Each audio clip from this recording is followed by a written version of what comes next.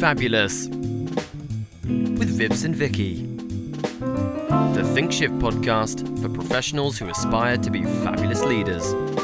Those who not only succeed, but also purposefully seek to reinvent the world. Welcome everyone. It's so great to be back with you for our next episode in our series. And this time we're going to touch on a topic that everybody wants. Well, just about everybody wants, and that's promotions. Who doesn't want a promotion? It just is so wonderful, all that money, all that prestige. But we're going to dive into, did you actually earn it? What? Was it even worth it? Come on, promotions are always worth it. Are you even ready? Well, that one you'll get. So it all sounds so simple, but we're going to dive into what typically is a really joyous thing. There's dancing in the streets. We have this wonderful promotion and pay rises and increased salaries and benefits. But hang on, is that all there is to it? Sometimes we get professional growth. Sometimes it's just a title with more responsibilities and it just feels yuck. We have increased recognition and status. We now have positional power and we can influence others and have greater autonomy. But yeah, I don't know so much. Often that's a bit of an illusion. We feel like we have increased job security because if we're at the top, we get to make all the decisions. But actually, the higher up we go, the less secure we feel. We're going to dive into that. Our ego feels like this is wonderful. You know, the thing we've been striving for, we're finally there. Society's going to look at us in a different way. We have a bigger seat at the table, maybe access to more of a network, bigger challenges to solve, more stimulation. But it does sound wonderful, doesn't it, Vicky? Yeah, I don't see this though. I kind of got over this about 15 years ago. Yeah, we've learned the hard way, Vips. We've learned the hard way. Yeah, just as you went through, I was just making a note of the list of things you went through, and yeah, I'll tell you, it's fascinating to me that like the number of promotions I see, whether you don't have a significant increase in salary and benefits. So somewhere along the line, I don't know, people got, attracted to a different title versus the money, if you will, and I think that got, let's say, got distorted or muddied, you know.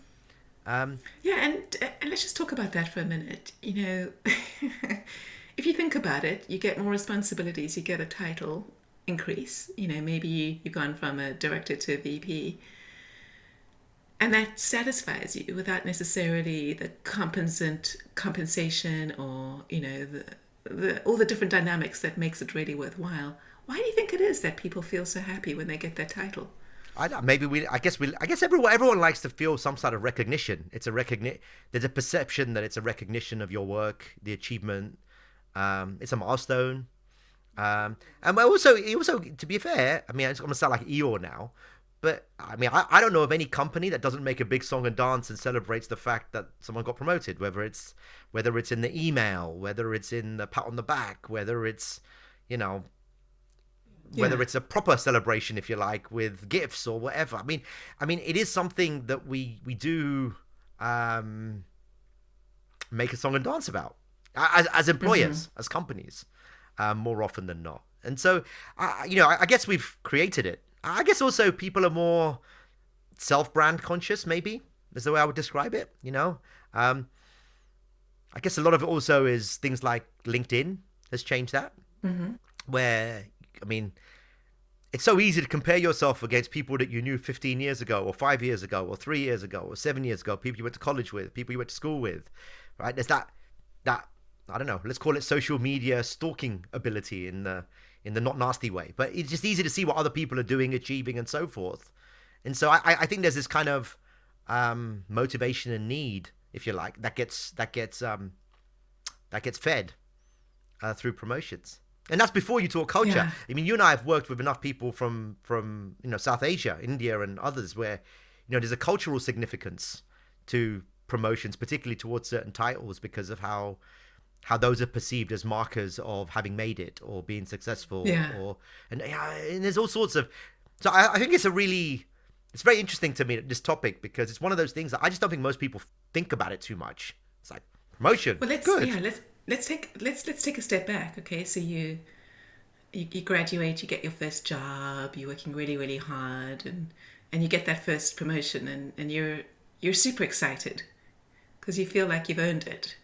But what if you're not actually ready? Yeah. What if someone thinks you're ready? Because, there's a need in the organization, there's a gap, the organization's growing, you're doing really well at all the tasks given to you, you really are a little superstar. But what if you actually aren't ready in all the dimensions of what's at that next level? And clearly not speaking from experience, but Yeah. Well, what if you actually aren't ready for it? But in your head you are. It's like, well, I don't really know what managers do, what directors do, what VPs. Just give me the title and more money. It sounds like something I can remember both of us enduring. But definitely I definitely resemble this comment. I mean, not just you. I think we all do. I think it is really interesting. Like, okay, to me, there's a couple of ways of looking at it. I think the first thing is, in what situations does this happen a lot, and then what are the consequences of it? Maybe if I break it down that way, because I'll tell you where I see it happen an awful lot. I see it happening a lot particularly in smaller like companies that are just starting, for example, where you get, you have a finite number of people, 5, 6, 7, 8, 9, 10, 11, 12, 13, 14, 15 people. And so there's, someone's got to do it. So why don't we just promote that person to do it? Kind of attitude, right? So it's almost they're here. And so they get promoted on that basis. And you get this kind of, you get to me, the stupidity of, you have these like, senior vice presidents at 22 years old in startups, right? And they have that on their LinkedIn profile, and you're comparing that to someone who's, I don't know, been at Coca-Cola for 15 years. It's just doesn't smell right. So I think there's that kind of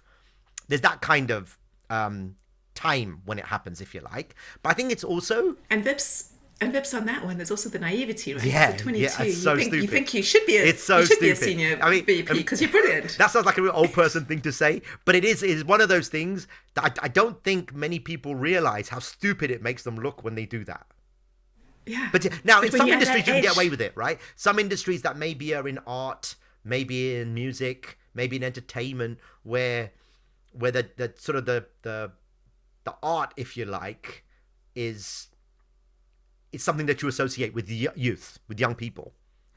Or retail banking, where everybody has a VP title because of the nature of the customer service that they do. Yeah, that happened to me last week. It's important. That happened to me last week. It blows my mind. But to me, that's an example, though, I think, of that comment I made earlier about people's desire for status, maybe, right, is used as a way to compensate for maybe not paying them as much. Okay, so it's like, if I can't pay him anymore, maybe I can give him a better title and they'll be happier. And I know it sounds like a really simple thing to say, but I see that happen all the time. Yeah, we do this. And I see it in small companies, big companies. I see it in non-profits. I see it everywhere. And I don't know. To me, it just makes me laugh, because I say to myself, I can't believe that so many people buy that. But I guess vanity is a big part of that too. There's a vanity to what the title represents. But then, you talked about, what if you're not ready? Okay. To me, this is where I think there's so much pain here. Because, what people tend not to realize, and I guess this isn't always the case, but most people really want is to get promoted, make more money with a better title, and do exactly what they were doing before. And yeah. And I actually think that, tech allowed this a lot over the last decade or so. Like, we got so enamored by the kind of step-by-step career path. You do this, then you do this for 6 months, then you get promoted to this, then you do this for 6 months, then you get promoted to that, then you do this and you get promoted to that. And all it really became was a grading structure. But the job and the responsibilities never changed. So then you had this kind of, the sophisticated career path, if you like, where you had these kind of micro promotions, if you like, that were kind of essentially, you've just been here longer in the same job, but we're going to change your title. And then you had these kind of what we would call inflection promotions, where no, hold on a second, it's now something completely different. And that in my opinion, most employers never liked saying that, never liked doing that, because it made people scared. Because people like to think that their promotions are incrementally linear. They're small Yeah. incremental steps. But the reality is some of them are like, do more of the same and thank you for doing a good job and here's a bit more money and here's a better title. And some of them are like, oh shit, you better do something different now, or you're screwed.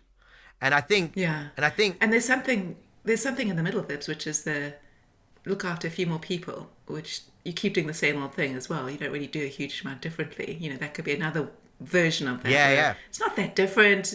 It's a few more people. You justify it to yourself that's why the Yeah, title's that worth to me it, though but- that's the lobster boiling or the crab boiling, right? That's you don't realize that you're like burning yourself to death when you do that. Because I think what that Working does, more it makes you think that you're super person, right? It makes you think that you can just do more. You can just do more. And you know where that ends? That ends in terrible work-life balance. I'm working 16 hours, 16 hours a day. I'm catching up on all my stuff.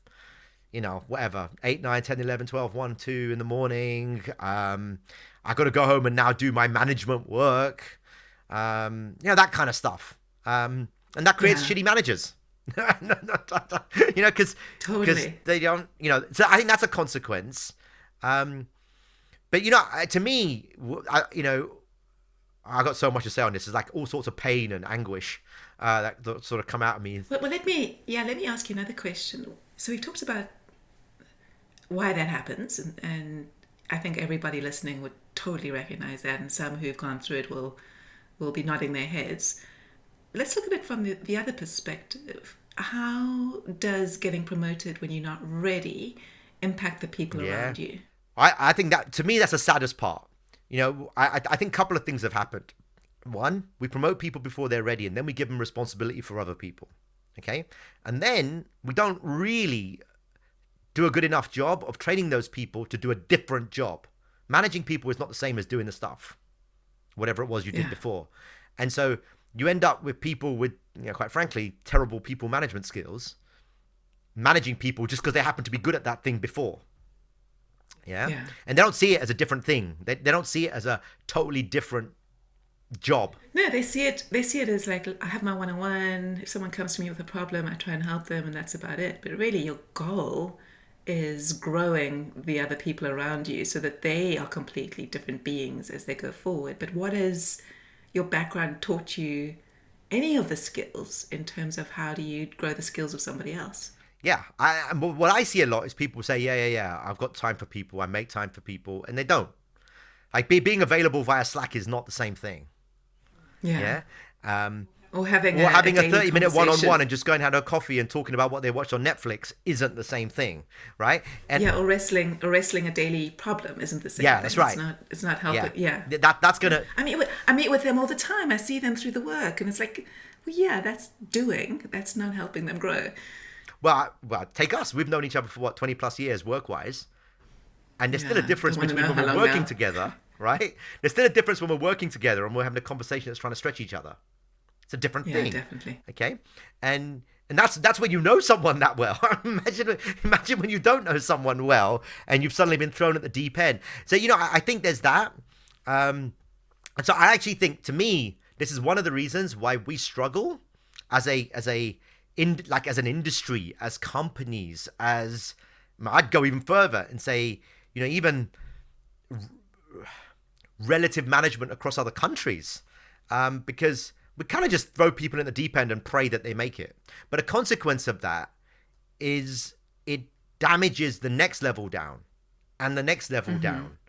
And because those things, the things that you do that you're not prepared for become the role model behaviors that everyone else thinks they need to do to get promoted. And you end up with just the mediocre performance. But and you don't even, in today's world, it's really hard to even address that, because we want to check people from an engagement perspective constantly. And when we check people from an engagement perspective, that's going to distract us to what they're thinking about rather than necessarily what they need. And that balance, I don't think we've found that yet in the corporate environment. No, I agree. And the best analogy that resonated with me when I think about what I went through when I was in this particular circle of suck was, it's like you in a canoe or kayak, and you've got everyone behind you and you're trying to drag them all forward, but they're not rowing and pushing in the same direction, and you're working so hard to try and pull them all forward, but it doesn't feel like you're behind pushing them forward or enabling them, or you're alongside them, you're dragging and they're behind you, and you can't work out why they're not in the same canoe or kayak as you. And I'm sure that feeling resonates with our listeners. There's nothing worse than when you're in that boat and you can't get them in that same Well, place. think about what it does. It causes stress. It causes burnout. It causes pressure. I mean, then you start getting into the kind of this is unhealthy. It's damaging my relationships outside of work. I'm always angry and frustrated, and that's then being a poor role model for people that you're around. And the people around aren't growing, so there's no autonomy. It's like, why don't they have any autonomy? Why don't they do what they're supposed to be done? Yeah, it just gets worse. It just gets constantly worse. And then, your work life, we call it integration. Your work life integration disappears, and you throw your arms up, you ask for help. And it's so tricky because from an organizational perspective, you don't know how to interpret that. Like, do you from an organizational perspective, do you interpret someone who's struggling with that as someone who's not really figured out what their new job is? Or do you really tackle that through the lens of, but they've really got too much to do? And I think that's really, really hard to tell, particularly the more remote we are. Because you're making value judgments on someone's character. You're making value judgments on their work. I mean, all sorts of things that are very hard to do unless you know someone pretty well. It's and then we get into, so what we see in corporate America right now is we try to deal with it by, quote unquote, well-being. Okay. But you think about what that does then. So if you promote someone too early, then they get stressed out because they shouldn't have been promoted in the first place. Then you apply well-being principles. What's actually going to happen is, as you try to quote unquote take care of them, okay, what's actually going to happen is their overall productivity is going to decrease, which is going to make you wonder why you promoted them in the first place, which is going to result in their performance being not seen as good enough, or they're too expensive relative to the job they're doing, which is ultimately going to show up in their whatever performance reviews, evaluations, or more commonly now, reduction in force lists, and you lose your job, right? So there's a little bit of, you promote someone too early, right? You're kind of backing them into a corner, and they're either going to come out fighting or they're just going to die, metaphorically speaking. And then they lose their confidence. And that, by the way, can take years to recover. And that's if you don't have health issues and all sorts of other things. But someone losing their confidence, it could be 3, 4, 5, 6 years for them to recover, if at all.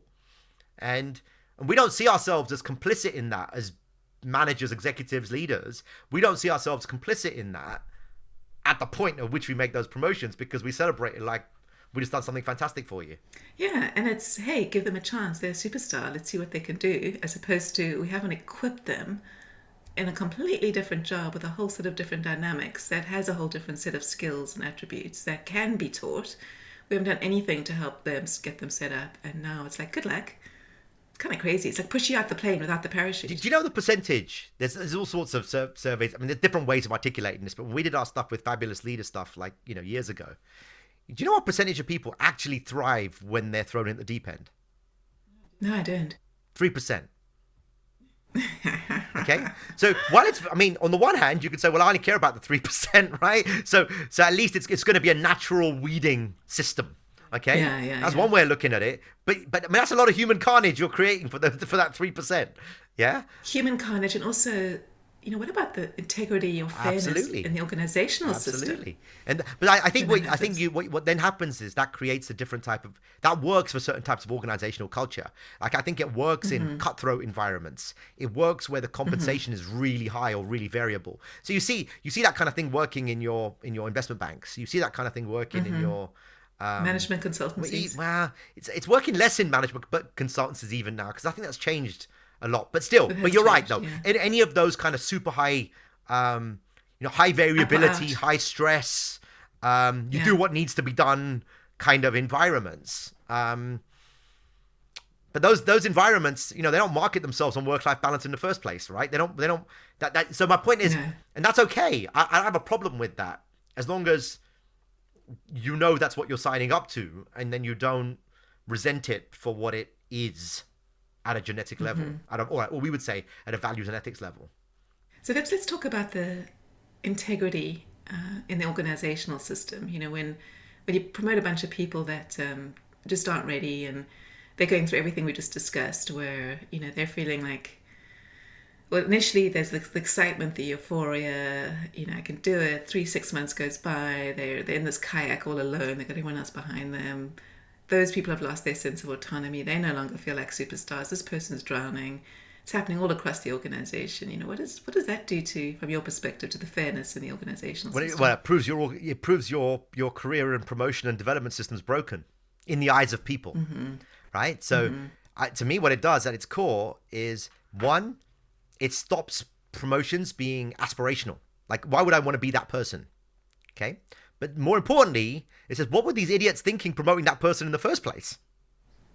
Yeah, I think that's the one that's really corrosive. Yeah, because everyone else can see the stupidness, right? And I think that now we're getting into, you know, when we say the word fairness, it's an extremely subjective. You know, we should do 5 levels of thinking on fairness: tactical, operational, structured, systemic, and philosophical. Because, you know, when you talk about fairness, is fairness awarding the person who has demonstrated the most ability to do that job well the promotion? Is fairness making sure you have enough people at a particular level inside your organization that are representative of your overall community, you know, whether it be gender diversity, race diversity, that sort of thing? Is that fair? But what if that means you have a less performant person? Is that fair?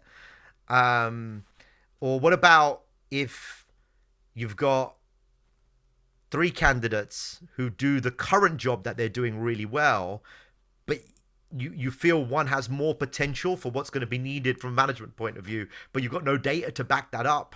So how do you make that? What's fair in that scenario? And I think so when I think about the organizational system, my view is that we've tried to make some of these things too mechanical, because the way we're interpreting the word transparency means we're trying to make it super clear what's happening every step of the way. But when we do that, something that we lose is really just good leadership judgment. Because you take the judgment out of it, or even if you have a judgment, you can't there's no way to influence that, because you get caught in a system. You get caught in a set of policies, procedures, structures that you've created, which need to be there from a guardrails perspective. But too much of them is going to also create perverse outcomes.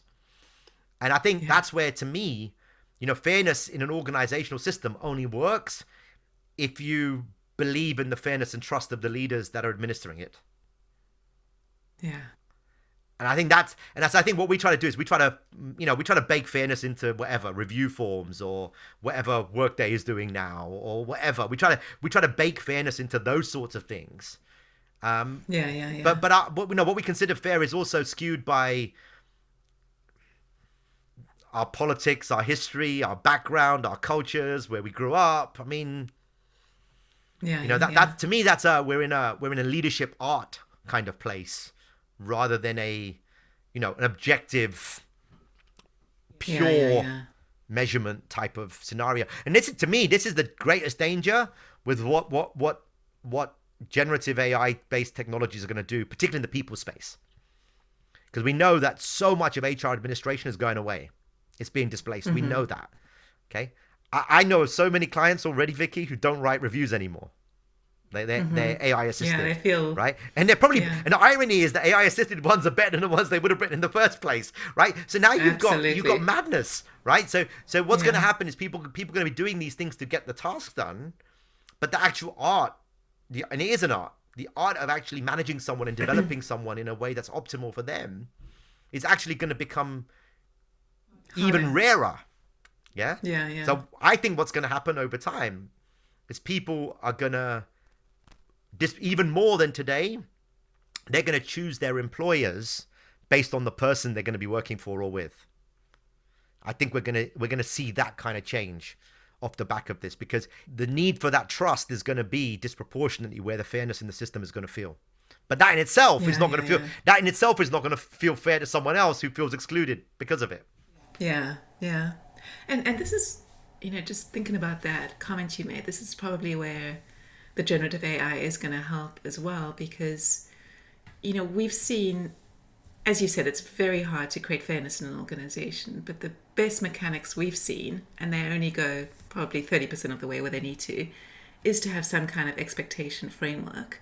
So people know, as I move up and around, I know broadly not just the hard and soft skills, but all the other dynamics around adaptability of what's required of me. And then there's some sort of assessment against that others can see as well. And I think this is where generative AI is actually going to help, because it can help organize and level set on those sort of expectations, sure, and take all that information and go from there. And we'll get into, what does it mean for those managing others. But that's going to be fascinating to see. I think it's just going to be much easier to make a compelling case for yourself. But the problem is then the disconnect between what the case says and what you experience from that person is going to become wider. And this, to me, is just another version of the LinkedIn problem. Mm-hmm. No one looks like they appear on their LinkedIn when you actually talk to them. It's like the dating profiles. Yes, yeah. It's just another version of that. So yeah, I think you're right. I mean, the need for those expectations frameworks are going to increase more, but it's also going to be much easier for people to say, okay, generate me some examples that show that I've exhibited these 16 qualities. And well, I think this is where so it's going to be easier to game as well. I think this is where we're going to need more of the collective view of an individual's performance and not just the marketing view. Yeah, but then what happens is you run the risk of turning it into a sort of a beauty contest. It becomes or a Lord of the Flies. Yeah. So to me, however you look at, I mean, what we're really trying to do, in my opinion, this has been, you have to do this stuff. What we're talking about is necessary. It has to be done from an organizational system standpoint. But in the end, like, I think the mistake is to think that it's ever going to be more valuable than leadership judgment. Because at some point, you've got to say, Vicky, I have to say, I really want to work with Vicky at ThinqShift. Mm-hmm. We can data that, AI that, we could write spreadsheets on that, we could write reviews on that forever. In the end, you've got to say, actually, I'd rather work with Vicky than someone else, right? Like, at some point, there's a judgment. Yeah. And you've done the same. Yeah. I know you have. Oh, that's 100%. And I don't think that goes away. And if you think about it, if on the one hand, the internet, AI, LinkedIn, now AI, all of these things come with a tremendous ability to democratize and create greater accessibility. But creating greater accessibility doesn't... If I've now got 50,000 people that want to join my company instead of 500 people that want to join my company, I don't have... How am I going to filter through all that? Well, guess what? I'm going to get an AI to do it for me and say, summarize me my top 10, and it's going to come back with my top 10. And I probably excluded a bunch of people that I shouldn't exclude because I was working off poor data in the first place. And then ultimately, I'm going to make a decision, or the system's going to make a decision. And then you're going to realize that actually that was a bad decision. So I think what you're going to see actually is more false positives. I think what we're going to see is a lot more people hired. And then you're going to see like a new sort of acceptance of probations where it's almost like your first 3 months, if it doesn't work, you're fired, we'll try the next one. And you kind of, I think we're moving into that kind of world. And then the more senior you get, ironically, what's going to happen is we're going to actually rely on existing relationships more because it's the way to not have to deal with all this noise and this work. Which is probably not going to help from a diversity perspective or a gender balance perspective or whatever. But of new ideas. To me, I don't know. I don't even know if it's how do you associate a value of someone feeling comfortable with someone else, but then not feeling comfortable with someone else? Like, how do you bake that into an algorithmic system? Yeah. But it matters. Yeah. Oh, 100%. If I want to be really authentic, then I have to make sure that the people around me can handle my authenticity. Otherwise, all hell's going to break loose, right? Yeah. And that to me, that's the nuance of this that I think we don't. It's we shouldn't, that would be the way the fabulous person thinks about it.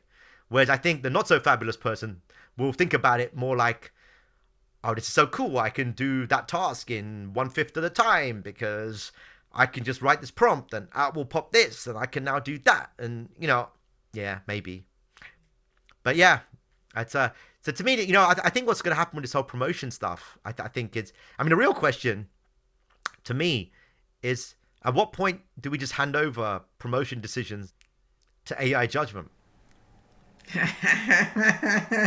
There's a topic we should talk about. From what I've seen over the last 10 years, it probably wouldn't do any worse a job. Right? When you look at something that's not working well, right, it lends itself to being a really good use case. Because if it's not working well anyway, is it going to be any worse? Well, it's gonna be more data driven, which can only be a good thing. Maybe. But then if the value comes from uniqueness and creativity, then that would be a terrible thing. Yeah. Right? Yeah, so I think it's going to be very, we're going to just muddle our way through this, and it's going to have lots of, twists and turns. Yeah. So let's, we talked about if you're not ready, what happens to you. We've talked about what happens to the people around you. We've talked about what happens to the organization. Let's talk about what it does to leadership health when someone gets promoted too early. Yeah. From their perspective, from their perception as leaders. Yeah. I think you get into things like, well, from the perspective of the individual who got promoted too early, I think it's quite dangerous because they will see themselves as having a whole bunch of responsibilities, obligations, and access, which they may not really have. Mm-hmm. Yeah. Which then, I think it forces you to have a lot more humility about what you do know, what you don't know. Otherwise, you get found out really quickly. And I think people are very quick to judge, and they're quick to see that as well. So I think this is kind of where I think promoting people too early is the number one way of creating imposter syndrome. And creating imposter syndrome, I think, is a really ugly look for leaders. And it reflects poorly on those individuals. And it reflects poorly on the organization that puts them into those places. Yeah. Because it puts a lot of pressure on the senior executive. Let's assume for a minute the very, very senior executives are not imposters, which is also a big assumption. Yeah. But if you make that assumption and then you've got a bunch of people below you who are actually promoted too early and feel like imposters, then what's really going to happen is the whole reason why you created that tier of people to be able to manage workload, to delegate to create scaling infrastructure around, you'll end up bailing them out. And as a result, you won't feel like you're getting any value from them. Yeah. And that's going to make their imposter syndrome feel even worse. And it'll be visible in things like management meetings where they won't know what to say. They won't know how to contribute in the right way, if at all. Yeah, or they'll get spoken over, or they'll get overruled. Yeah. And you'll see it in ways where they don't know how to create that fabulous bench beneath them. You'll see it in ways in terms of their body language and their posture and their reversion behaviors, where they go back into stress mode and get probably focused more on let me create a whole bunch of status reports and details and documents because it makes me feel safe.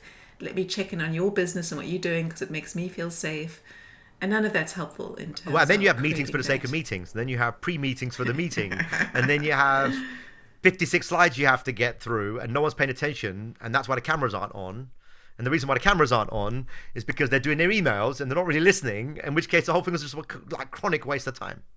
Which, by the way, I guess with AI, we don't need to do that anymore, right? So it's very interesting, like how, some of these things that really are pain points for us will go away. They won't go away like overnight, but they'll just kind of fade.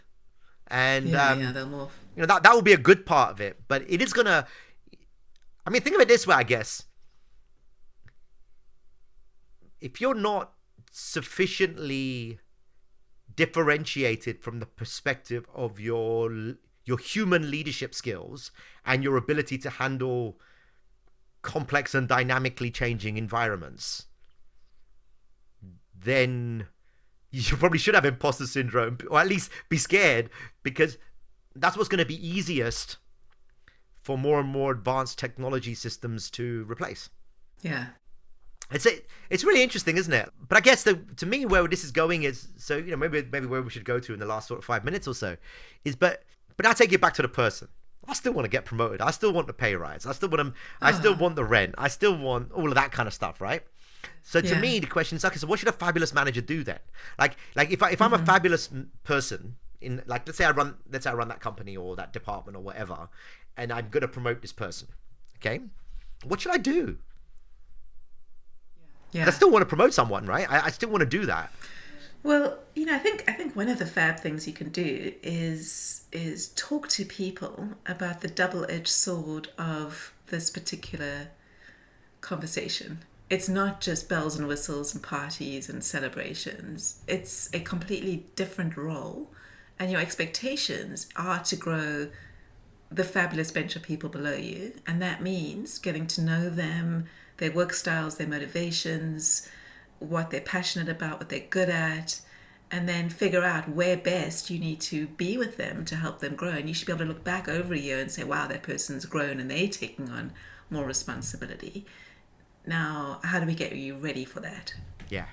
So I think that's the first thing. Yeah, I agree 100%. So to me, if I was to summarize that, what you're saying is, don't reward someone and say this is a reward for something you've done. I think you're now ready, so let's make sure you can transition into this effectively. Yeah. Yeah? I agree. And here's the mentorship I'm going to give you as you do that. It's not just here's a title and money, good luck. Yeah. And I would add to that. I think as part of that conversation or after that conversation, I do this a lot with clients, and they all go, oh, you know, it's quite funny when they do it in Shift Up. I say, you know, I never congratulate someone on their promotion. Never do it. What I do is I go to them and say, I think you're ready for a promotion. This is what it's going to mean. This would be your obligations, your responsibilities. I'm being very careful here to try to avoid using the word role description. I don't think it's about role description, because I think role descriptions are dying because roles are changing so fluidly. Okay. Yeah. But here's what it's going to mean you're going to have to be accountable for. Here's what it's going to mean you're going to have to... This is how it's going to be different from what you're doing today. This might represent a different stage in your career. It's going to mean you're having to make these difficult choices. And so to me, it's more of I owe you the data to express to you what success looks like and how it's different if you take on this next stage of your career. I want you to go away and think about that and come back to me and say if that's something that you're prepared to accept the challenge for, in which case I will support you and we can figure out a plan. My point is, I think it's really important, Vicky, like for fabulous managers, to create a psychological disconnect for someone to say what's going to make you successful if you take on this promotion step is going to be different than what you did today. Yeah. And I think that if you don't do that, what actually happens is people take the money, take the title, do what they did before, and it's never good enough. And it's all the carnage. It's all the carnage we just described. Yeah. So to use one of our terms, to me, it's an agreement. Yeah, it's an agreement that you make, and if you do this well, you're going to get so much trust from that person. It's a high personal power thing to do. But an agreement needs check-ins, an agreement needs follow-throughs, an agreement needs making sure that what's inherently squishy is being done the way you need it to be done, and course corrections and guidance. And that is never going to happen to a people manager that you promoted too early, because they can't do it. They won't even see it as being part of their job. And that's the corrosive effect of doing this wrong. And it happens, it's going to happen over and over and over again. They won't be able to tell someone what's different about the next level app, because they won't know. I tell you where this really comes home to roost is when organizations go from starting to scaling, or from scaling to striving, or from striving to thriving. So when an organization goes through its inflection point, suddenly it all comes out in the wash. Because all of those people, when you're in a different stage of growth, like let's say I'm in startup phase or starting phase, and I go into scaling, then suddenly, essentially, all of my executives just became managers. My managers just became individual contributors. So it's almost like compound demotion. Pain. Like even your CEO is now just an executive, right? Like it's that kind of because it's what it represents now is something completely different. And that's why so few organizations navigate those successfully, because to navigate them successfully normally requires a huge amount of leadership and staff churn. And most founders won't do that because they feel indebted and loyal to the people that got them there. Well, the good thing is we're never going to be out of work as we help companies through those inflections. I actually think we're going to need more. What's happening with the sort of the acceleration of AI-based systems and so forth, I think what it's really going to do is it's going to force humans to become better at the things that only humans can do. The problem is that's not really what we've been rewarding best in volume over the last 20 years. And so I actually think it's a good thing, but it won't be pleasant for everybody. Yeah. Okay.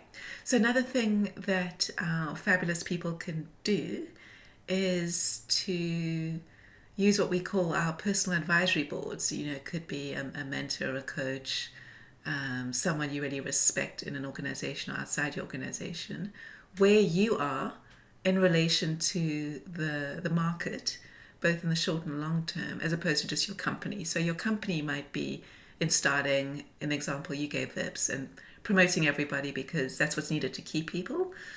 It's going through scaling, and now it doesn't need you just to be a jack of all trades and do 100 things, but it needs you to be able to build the processes, the systems, build new things that you can do all these things in parallel. And that takes a completely different skill set, and it'd be good to check with your advisors. You know, are you really ready for that if you were to move to a completely different organization in an industry, or would you get found out? And what else do you see, Vips? What else can fabulous people do?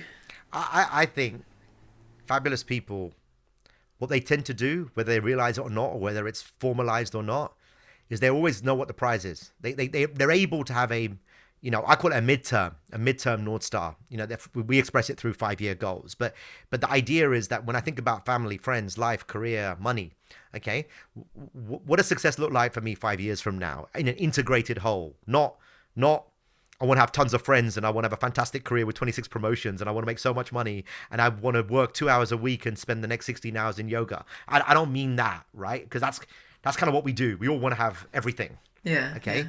Yeah. But when you can actually, when you take the time to say, actually, because of the stage in my life, maybe I'm in my crush it 20s, maybe I'm in my young parent late 20s or early 30s or whatever, depending on whichever career stage I'm in or life stage I'm in. What is actually my goal or my goals? What is where I want to be? Maybe it's a better way of saying it, because I think if you don't have that, you'll end up putting the wrong level of emotional weight onto achieving a promotion step, rather than, which might not even be in your best interest relative to where you're trying to go. And I think it's very hard. It's very, like, what fabulous people are very good at doing is they because they know what they're ultimately trying to get to 4, 5, 6 years from now, they're very good at being able to make those decisions on where to invest energy, where to opt in, which promotions to go after, which ones not to go after, which skills they need to acquire. Because in their minds, there's a lot more riding on this than just 5K extra and the new title. Yeah. And I think that's what fabulous people do. And when they do that, what happens, because they're taking that kind of mindset, that's how they mentor and manage other people. And then they're much more likely to do all the things that you said earlier. Yeah. So to me, this is the one area where when companies get right, they experience explosive growth. But most companies don't get it right because they kind of see it as an administrative thing. Yeah.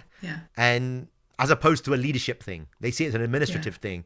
And I think the companies that see it as a leadership thing because they're investing in the next sort of generation of their company, they do really well. The ones that kind of just go through the motions, tick in the box, something in a system somewhere, this is where it goes wrong. The last thing you can do is to make sure that you are setting up a mentorship agreement with a whole bunch of people around you. It doesn't only need to be your manager. Your manager may be someone who can help you grow, but they may be limited in their capacity, but you can absolutely get access to all the skills that you need through a range of different people in the organization and externally, and use them to help guide you as you're building the new set of skills and competencies as you are taking on this next role. So with that, Vips, I'm going to wrap it up. It's been a joy as always. I hope we've given you some great food for thought, that a promotion needs to be thought of very carefully before you accept it, because yes, it comes with title and money, but there's a whole world of pain that comes with it. And the more senior you get, the more pain that comes with it. And there becomes a sweet spot where you need to think about, is that next level up really going to be worth it, especially as you're moving into C-suite roles, where it becomes a lot more about playing it safe, playing not to win, the politics, and the money and the title aren't always worth it from what we've seen. So with that, we want to wish you a fabulous time and reflecting on some of these concepts and where you are in life, and we'll see you next time. Thank you, Vips. Thank you.